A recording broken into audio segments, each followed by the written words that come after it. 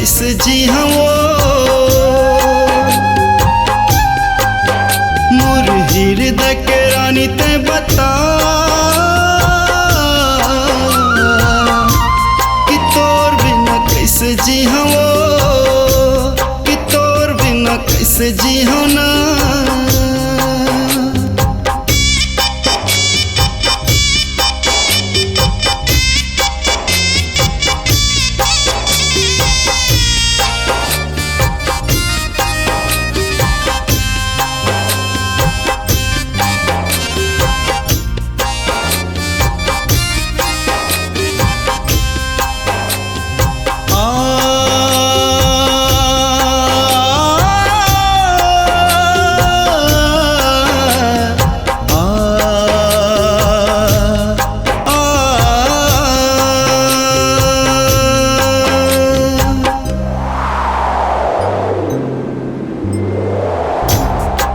मोर धड़कन तही मोर जान वो तोर बिना कैसे रही सजनी मोर प्राण वो।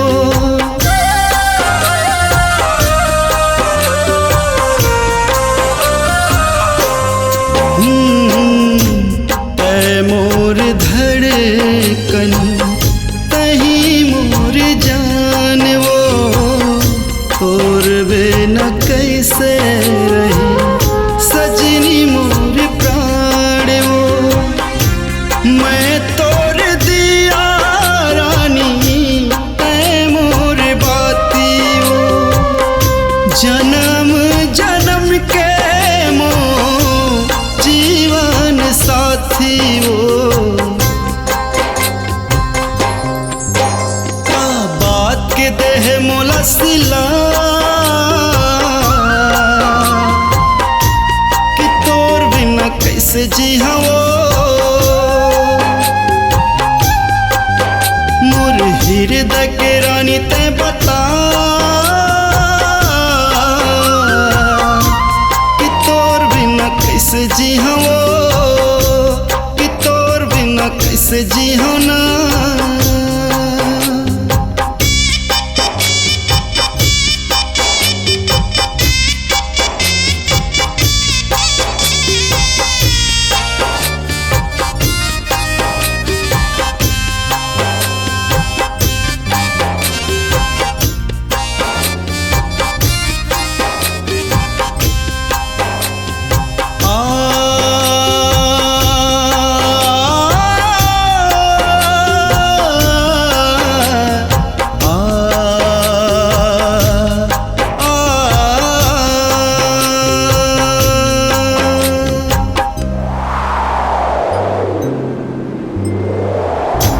लगन लगा के पगला बनाए वो मोर हर सांस में तही हाँ समाए वो।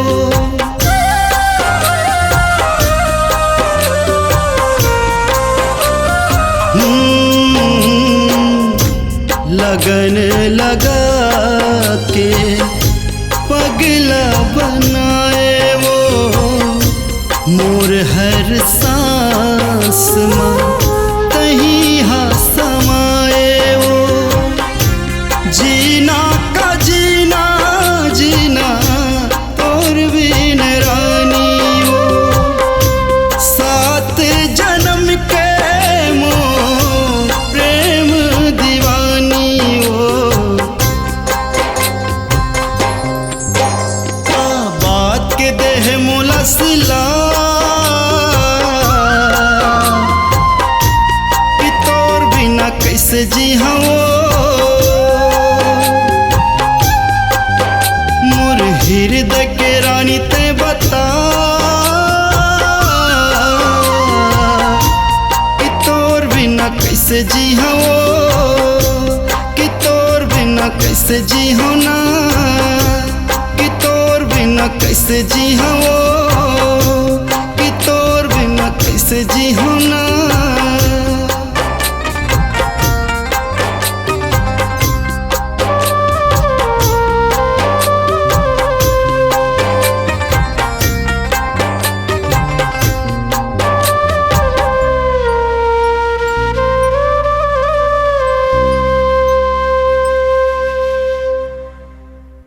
दोस्तों, छत्तीसगढ़ अब आपकी आवाज में झूमेगा। ऑडियो वीडियो रिकॉर्डिंग के लिए चले आइए SLV स्टूडियो चकरभाठा बिलासपुर। सोहन लाल वर्मा जी के द्वारा प्रस्तुत। Phone number 9826740060। आप संपर्क करें।